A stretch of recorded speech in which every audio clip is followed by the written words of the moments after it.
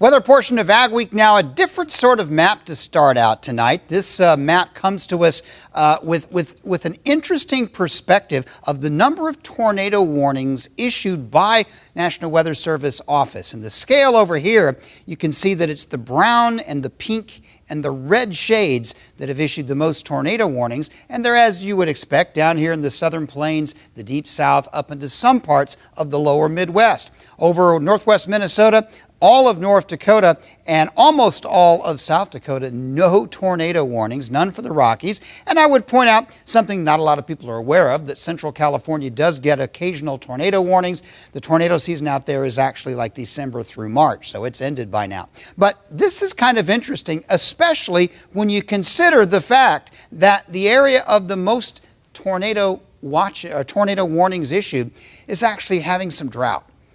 So how does that work? How do you have that kind of storm activity without there being that much rainfall? And the answer to that question is that it turns out that those two things are not necessarily the same thing. You often get severe weather without there being a lot of widespread rain. Notice also that up across the northern plains, there are some areas that are slightly dry, but nothing too extreme around just yet. So what is the weather going to be doing to help us out as we move into this week? Well, first of all, the main branch of the jet stream finally delivering a ridge of high pressure, but it's over the Rockies. So the wet weather that's been around the Great Lakes will gradually, very gradually shift east.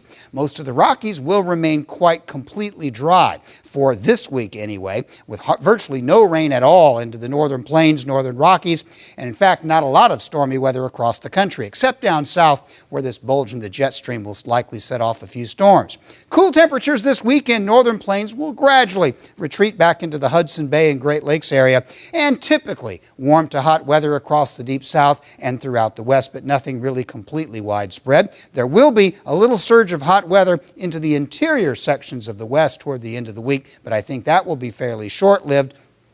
And as the ridge finally builds, warm weather will finally spread out into the northern plains about the time we start looking at the start of June. For June 4 to 10th, the second week, the dry weather will gradually give way to at least a chance of some storms, and I think the stormy weathers will build in across the lower part of the Middle West as well. But most of this to the northern plains, I think, will be fairly fleeting, and the warm weather will actually fairly retreat as well. Maybe a few warm days, but I don't think it will really linger that way. So as we move into the start of the month of June, across the northern plains, we're still dealing mostly with showers, not storms. Maybe one round of storms the second week. Other things we're talking about, cool weather continues through the end of May, no real heat.